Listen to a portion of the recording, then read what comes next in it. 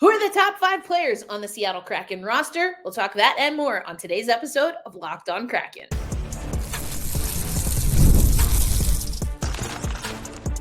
You are Locked On Kraken, your daily podcast on the Seattle Kraken, part of the Locked On Podcast Network, your team every day.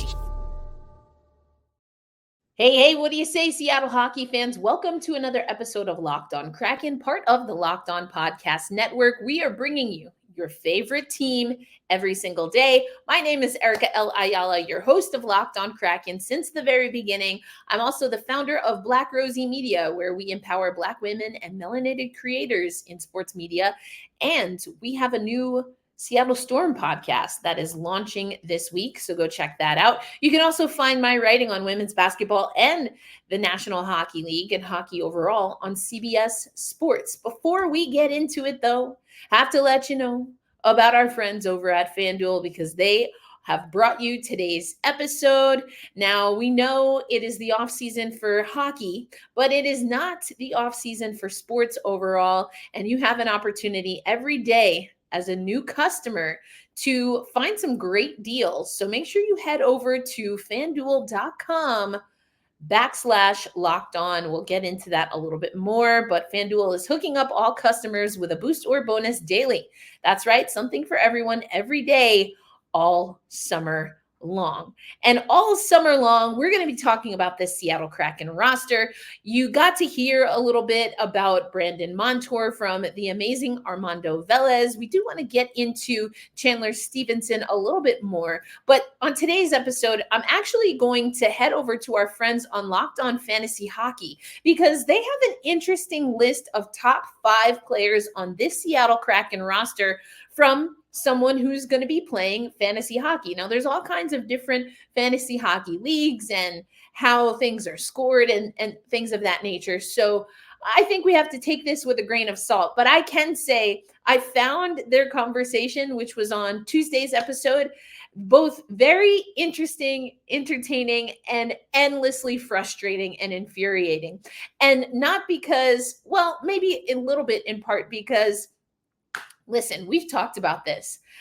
People who are not covering the Seattle Kraken don't seem to have a really good handle on the Seattle Kraken. And listen, that's no shade. That's no tea. I cover almost exclusively the Seattle Kraken now, a little bit more in the larger hockey and NHL landscape for CBS Sports, as I mentioned. But I'm focused, locked, if you will, on the Seattle Kraken. And so you know that people who cover all 32 teams, they have a different perspective. And I've also mentioned this before. If we're being honest, even though we're the new kid on the block, maybe some of the shine has come off, especially after last season. That being said, there are some things that our hosts over at Locked On Fantasy Hockey mentioned that even though they're coming from a more general perspective, are things that I have questions about with regard to, of course, where the offense is coming from. Do we have enough players that can really get our offense to where we want it to be without a bona fide superstar? And it's interesting because Bob Woods is actually going to talk about that on today's show as well. But I have a few select snippets. Again, some picked for entertainment value, some picked because I absolutely want to disagree with them, but also just to give a perspective on how people are seeing the Seattle Kraken. So I'm going to give you a little spoiler alert, but there are 5 top players. Now, both of our hosts over on Locked On Fantasy Hockey, so that's Flip and Steele, they both agreed on Montour and McCann. And McCann is their number 1 pick on top 5. Montour is their number 5. Now, everything in between 2, 3, and 4, they disagreed on. I can tell you, I think one list was more comprehensive than the other. And actually, the guys kind of allude to that as well. And I think you'll be able to find out pretty quickly in the clips from the episode that I picked, but also if you go watch the full episode on Locked On Fantasy Hockey, again, it was their Tuesday episode for this week. This is the first full week of July. I think you're going to see from this list and the players that I mentioned who I agree with them on. I will just mention this. I'm not going to tell you where he falls, but the newly re-signed Eeli Tolvanen is on the list. And yeah, there's another guy I'm pretty stoked that's on this list that I think should get all of the respect. So we're going to actually break this down. We're going to spend some time talking about this before we head over to getting to know our assistant coach, our new assistant coach, Bob Woods, a little better. So again, this is from an episode earlier in the week from Locked On Fantasy Hockey, with Flip and Steele. We're here with the Kraken. Chandler Stephenson, Brandon Montour. What are your thoughts on these additions, and what do they mean for you first and foremost to the Kraken? Because I think we're going to be talking about their fantasy value in a hot minute anyway. Yeah, we're going to be talking about all fantasy value with this team, but starting off with those two new additions to the organization of Brandon Montour, Chandler Stephenson. I think Brandon Montour is the more interesting name when it comes to fantasy value right now. Chandler Stephenson, he had a lot of opportunity with the Vegas Golden Knights. I think he got way overpaid on the Seattle Kraken contract right now. And this is, again, a guy, Chandler Stephenson, coming to a new organization right now. And you're a little bit worried about what he brings offensively because he had so much opportunity with the Vegas Golden Knights. And I'm bringing up his stats right now. I got him for Chandler Stephenson. But this guy only had 16 goals, 35 assists last year. Again, that's pretty decent for Chandler Stephenson. But the peripherals, when you talk about fantasy value, are nothing to be impressed about. 97 shots on net, 43 hits, 40 blocks. He's not a guy who you're going to get a lot of peripheral stats from. He's not a guy that's going to get a lot of power play points. He's not a guy that's going to be bringing the offensive production on a nightly basis. So for me, Chandler Stephenson actually doesn't make the top 5 as of right now. Brandon Montour does. Again, we're going to get down to the list very soon. I think. All right, first off the bat, I gotta say, and I know that our insiders community has been talking about this, on paper, I agree. The Chandler Stephenson deal,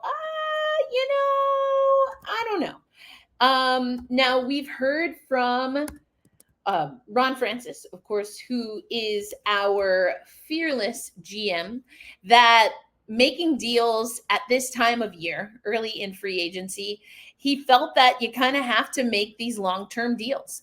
Now, Chandler Stephenson plays center, so he fits into that mold of what we've been talking about, and stick taps to Darren Brown, who did some analysis. He fits into that effectively replacement for Alex Wenberg.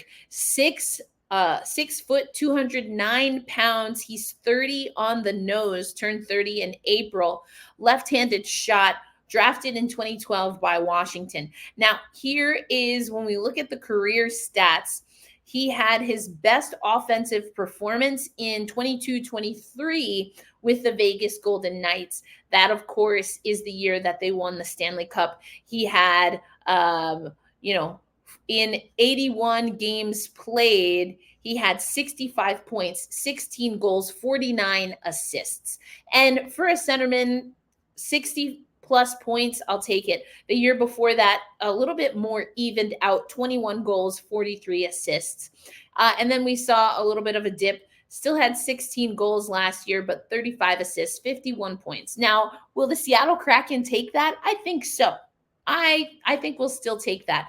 But is this a good deal? I think it's to be determined. A lot of our insiders have been talking to me in our texting community about how, and if you want to join that community, check the show notes. You can become a member of Locked On Kraken Insiders and communicate directly with me. But I think a decent amount of our insiders, as we've been exchanging texts back and forth on Stephenson, it's, maybe this is a deal that you take the long term, you kind of deal with it in the first handful of years, but then you have some flexibility later on. Now, I have to go back. We'll probably have to talk about this tomorrow or Friday, but I do remember vaguely Ron Francis mentioning if there were, what the trade clause and some of the terms with regard to that is. I don't think he got into any specific detail. So we'll have to come back to that. I'm just not remembering off the top of my head. But, are we going to be handcuffed by this? It sounded to me like maybe not. But again, I'd have to go back. Okay, so neither Flip nor Steele saying that Chandler Stephenson, from a fantasy hockey perspective, so we have to add that caveat again, is making their top 5. Montour does, and they have a few other players that they mention. And I want you to hear just a little bit more of this before we transition to the meat of the conversation, which is, okay, who on this roster who's a returning player is making their top 5? You and I can both agree at number 1 on this top 5 fantasy list for the Seattle Kraken, it's Jared McCann. I think Jared McCann has to be the number 1 guy. Sure. I think everyone out there would obviously agree with us as well. Yeah. With Jared McCann being that number 1 guy, because he leads the Seattle Kraken in their history right now. He has the points in the season. He has the most goals in a season. Look, very small history for the Seattle Kraken, but he still leads them. Good seasons, nevertheless. Yeah, and he led them last year again with 62 points in 80 games. The year prior, he had 70 points in 79 games. So I think it's a clear-cut number 1. Jared McCann comes in at first for fantasy value of the Seattle Kraken.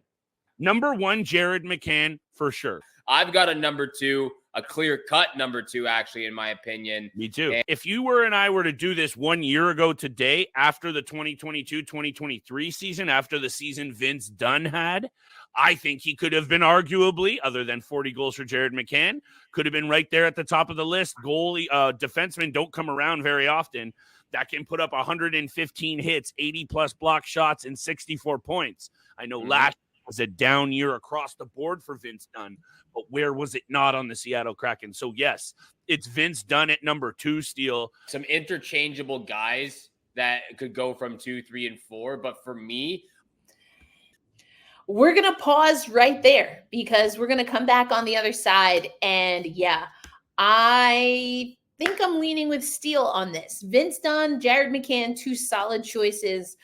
And I think maybe for upside, there might be a better number 2. Again, thinking of fantasy hockey on the Seattle Kraken. We'll talk about that coming up on today's episode of Locked On Kraken. Today's episode of Locked On Kraken brought to you by our friends at eBay Motor. Passion, drive, and patience. That is the formula for winning championships. And it's also what keeps your ride or die alive. eBay Motors has everything you need to maintain your vehicle and level it up to peak performance. Superchargers, roof racks, exhaust kits, LED lights, and so much more. Whether you're into speed, power, or style, eBay Motors has you covered. With over 122 million parts for your number 1 ride or die, you'll always find exactly what you're looking for. And with the eBay Guaranteed Fit, your part is guaranteed to fit your ride every time or your money back. Because with eBay Motors, you're burning rubber, not cash. With all the parts you need at the prices you want, it's easy to make your car the MVP and bring home huge wins. Keep your ride or die alive at ebaymotors.com. Eligible items only, exclusions apply, and the eBay Guaranteed Fit is only for U.S. customers. Thanks as always for making Locked On Kraken a part of your daily destination. Erica L. Ayala here. Hi, YouTubers. I feel like I haven't waved to you in a little bit. So hi there. Hope you're doing well. For my audio listeners, thank you so much for tapping in. We appreciate you. I hope you're enjoying your ride or your workout. Get after that workout. Get after it. Freaking so proud of you. You freaking do it. Maybe you're, traveling in a plane like I will be in a couple of hours from recording this. Either way, I'm so glad to have you here. And a reminder that we're tapping into Locked On Fantasy Hockey today. They did a podcast where they had a very confusing at times conversation about the Seattle Kraken. And honestly, the Seattle Kraken are still kind of confusing.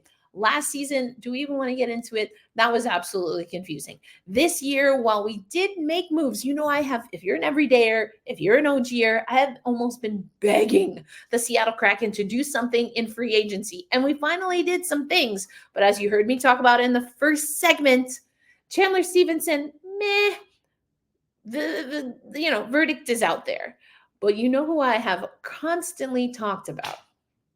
Who I like. There's actually 2 players, and I'm very happy to see that they're both on this top 5 list for Locked On Fantasy Hockey.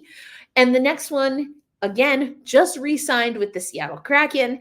And Steele, breaking ranks with Flip and goes with the guy, Eeli Tolvanen. And I think if you're a longtime listener of the show, you know I like this pick. But here's what Steele had to say and why he thinks Eeli Tolvanen could be a big pick. As a matter of fact, the second choice overall from the Seattle Kraken if you're doing a fantasy hockey league. I actually have Eeli Tolvanen at number 2. And I think he's going to get a lot of opportunity. And don't grimace just yet, Flip. Okay. But this is a player that has taken a step out in his NHL career since being acquired by the Seattle Kraken from the Nashville Predators. Played a full 81, missed one game last year. 81 games last year, 16 goals, 41 points for a career high, 24 penalty minutes. You know me, I love the peripheral stats.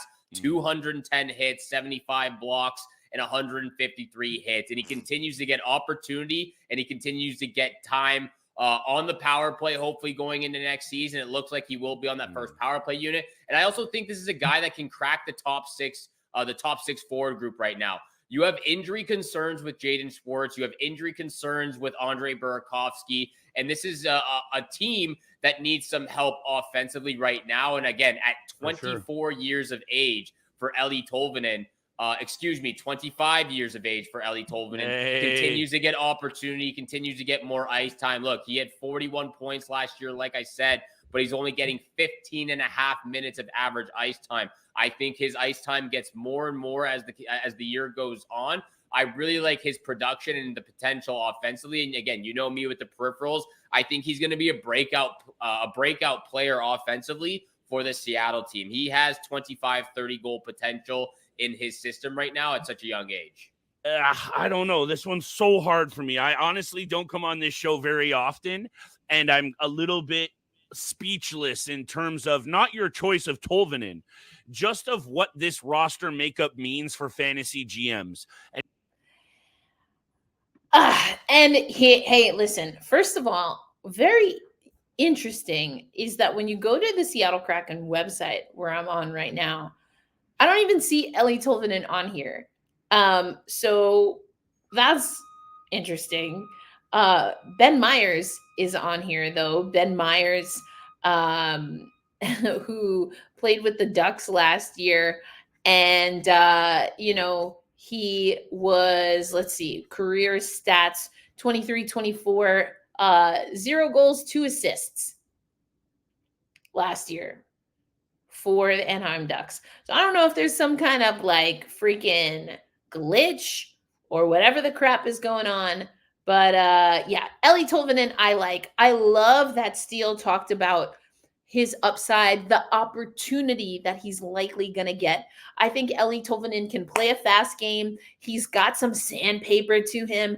And we're going to hear from, of course, our newest assistant coach. We're going to hear from Bob Woods. But I think also when we hear Dan Bilesma talk, I think Eeli Tolvanen kind of fits the mold. He's a little on the smaller side. And the guys on Locked On Fantasy Hockey also talked about being a little bit of an unknown. Obviously, they're going through every team and picking who they think the top 5 players, if you wanted to pick from that team. Listen, I'm just going to say this now. I think this is a safe space, but I'll always keep it real. I got the impression that the fantasy hockey guys, they're not picking a lot of guys from the Kraken, if any at all, for their specific fantasy hockey league. I'm not going to say I don't understand from a fantasy hockey perspective. And also, we're in a prove it season. We have to prove it. That being said, I like Eeli Tolvanen as a pick. Just a little bit more from the guys before we move on and get to know Bob Woods a little better. That's the main takeaway here in general, is be very, very wary of every player that you're drafting here. Is there still going to be value? For sure. But the Seattle Kraken, given all of the things we've already talked about, their poor performance last season being the biggest indicator, but new coaches, a whole new system, all of these things translate into me having very serious safety gloves on here with this situation. Because Adam Larsson, obviously 18 points, it doesn't jump off the page. But if you want to buy into your peripheral value kind of argument, 162 hits, 151 block shots, 130 shots on net, 55 penalty minutes. And 18 points doesn't jump off the table, Steele. But for me, I can bank on Adam Larsson. Adam Larsson has triple-digit block shots and hits for the last 10 seasons consecutive.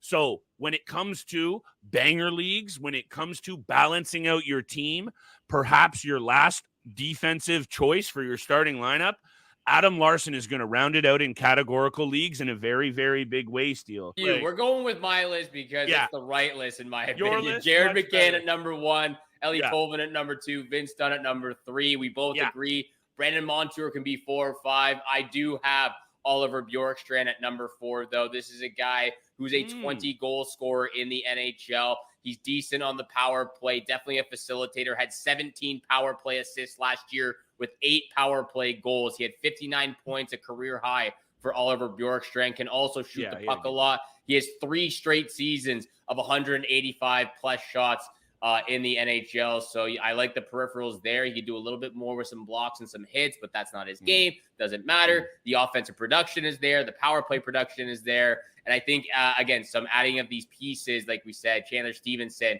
maybe not a fantasy value player that you target right away, but he could be in deeper formats and later in the draft. I will say, however, with all 5 of those guys, Jared McCann, Vince Dunn, Oliver Bjorkstrand, Brandon Montour, you're most likely not drafting these guys until after the 8th round.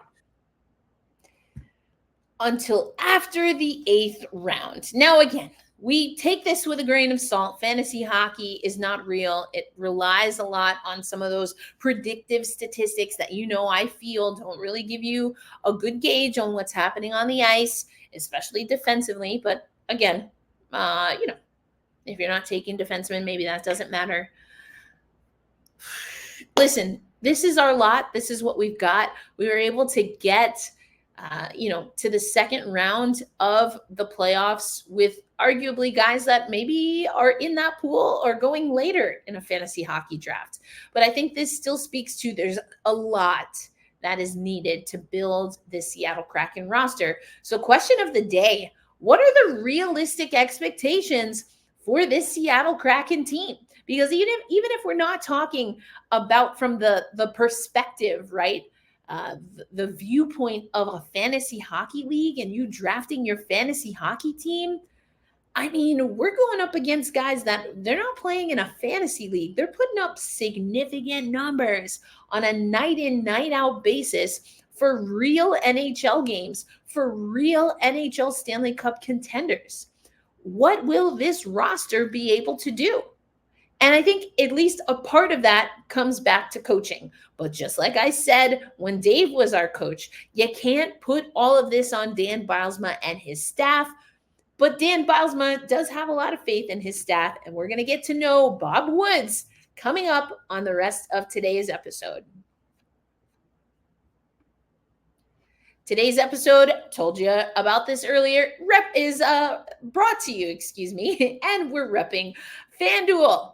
Now, here's the thing. We already know, of course, it's the off season, or as our host of Locked On Devils likes to say, it's silly season. Trey Matthews, shout out to Trey Matthews. But whether it's silly season or not in the NHL, it's still MLB season. You've got the WNBA. I'm keeping my eyes on the Storm because they're sitting in that 4th spot. And they might be a little bit of a sleeper pick to make a deep run in the playoffs. But hey, if you want to know the playoff odds, you want to know the Rookie of the Year odds, I'm taking Angel Reese over Caitlin Clark personally. You want to know who we think is going to hoist the yet-to-be-named WNBA trophy. I think they should get on that. Then head over to FanDuel. This summer, FanDuel is hooking up all customers with a boost or bonus daily. That's right. There's something for everyone every day, all summer long. So head over to FanDuel.com and start making the most of your summer. FanDuel is the official sports betting partner of Major League Baseball and, of course, us here on the Locked On Podcast Network. Thanks, as always, for making Locked On Kraken a part of your daily destination. Erica L. Ayala here. I hope you enjoyed it. It was, a little bit of a different exercise than what we usually do. But I like to get the perspective, the outside perspective, different analytical perspective when we're talking about the Seattle Kraken. And in my estimation, maybe for different reasons, we kind of got to the same conclusion. So again, question of the day, what are the realistic expectations of this Seattle Kraken roster?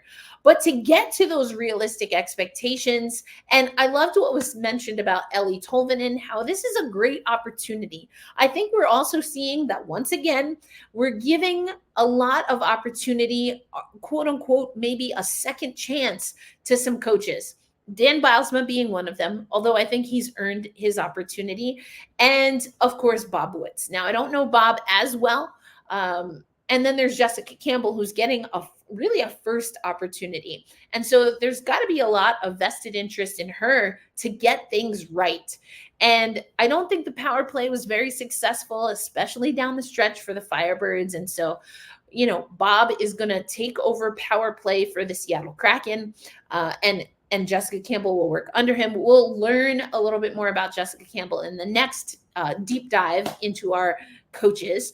But here's what we know about Bob Woods.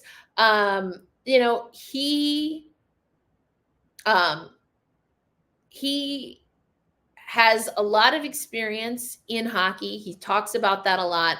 He talks about, his time with Bruce Bordeaux. He has been able to, meet success and coach in the NHL. Most recent stop with the Minnesota Wild, ECHL, AHL. He talks about being, again, as I believe this is Bob Condor who wrote this. Yes, as Bob Condor writes, an unavoidable adversary with Bylsma in the AHL. So with Wilkes Barre and the Pittsburgh affiliate. And so that's really interesting. And you'll hear in the clip that I'm going to play that he talked a little bit about that. But, I think his back and forth is a little bit interesting. It's definitely a winding road.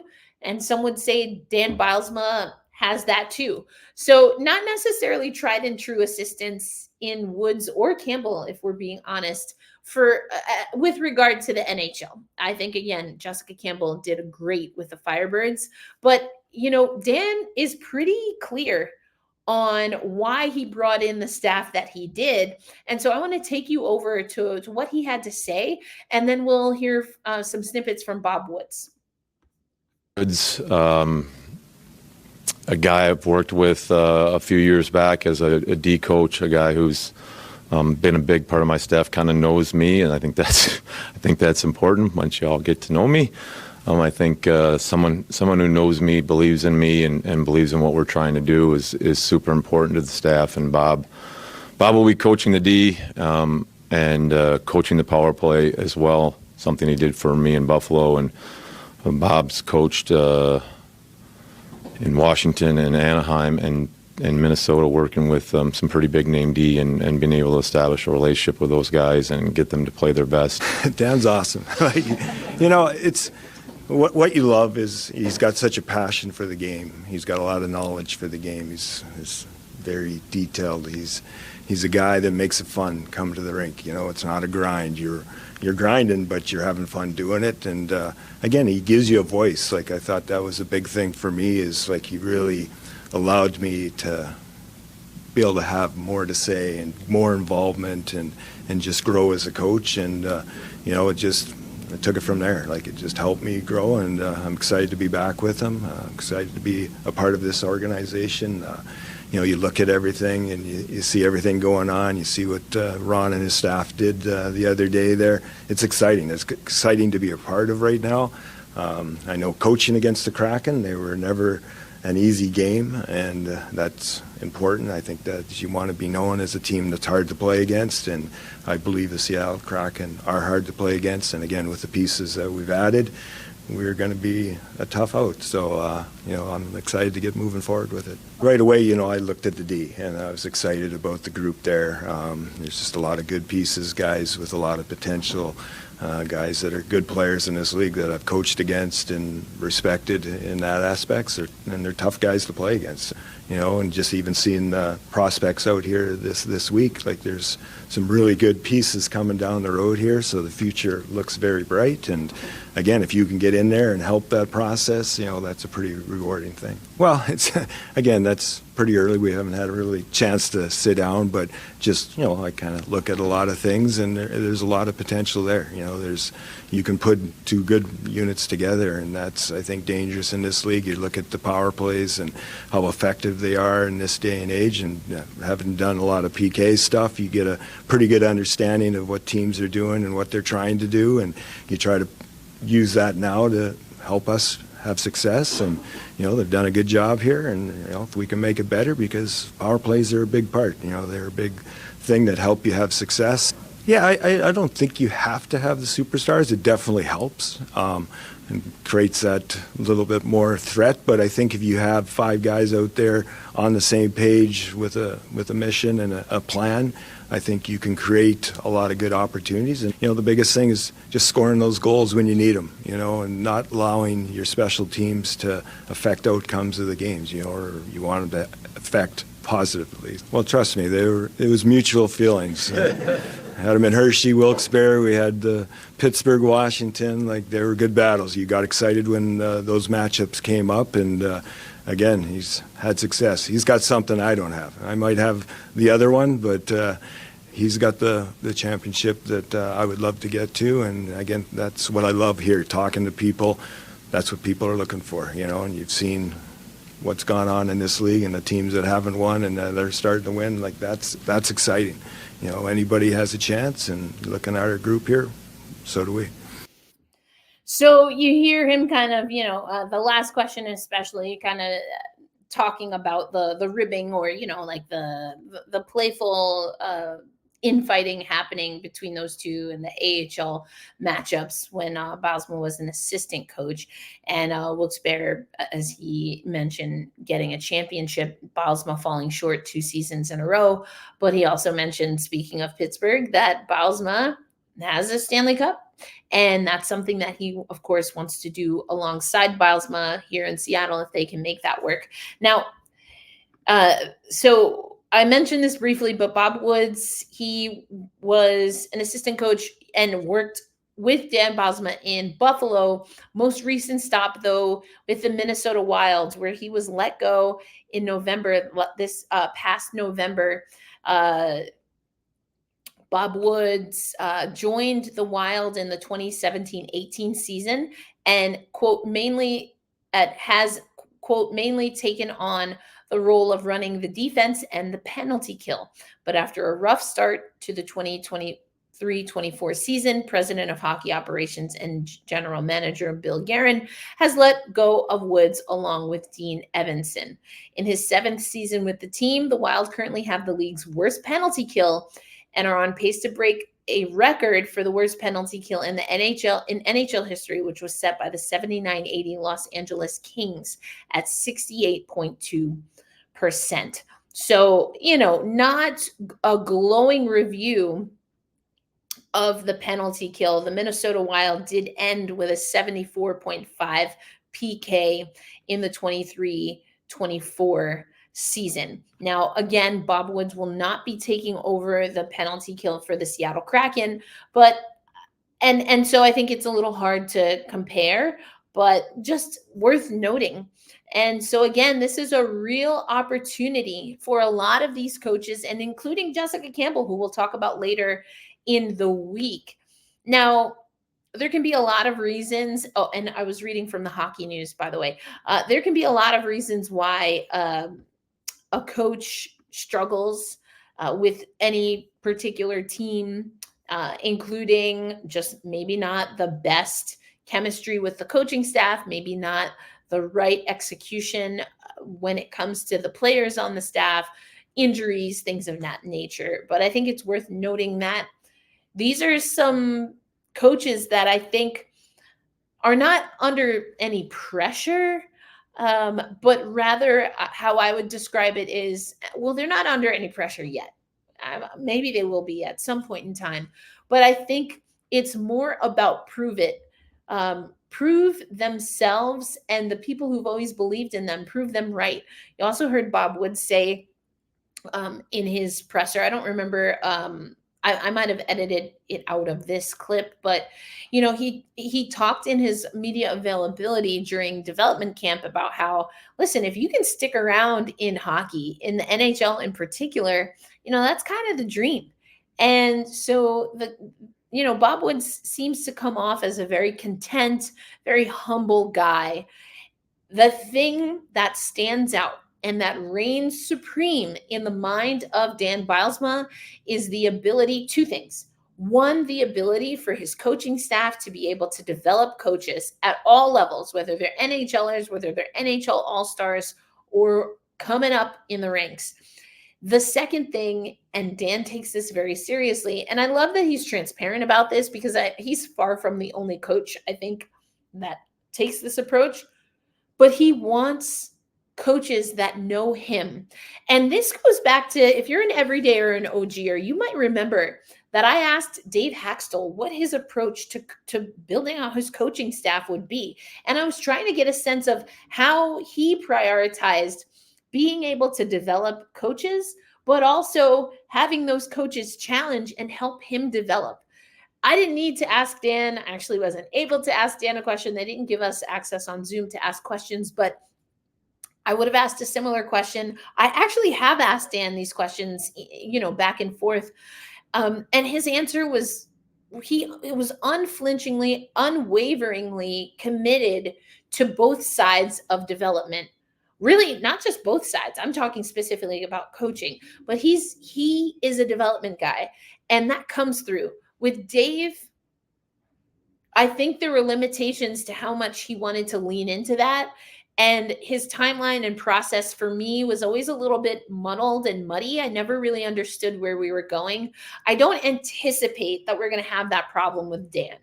And perhaps that will be a better fit for what the front office wants. Again, I don't think we take the front office off the hook just yet. Yes, they've made some improvements. Have they made enough? Probably not, for us to shoot up and make it to a conference final this season. Again, question of the day, what are the realistic expectations for the Seattle Kraken?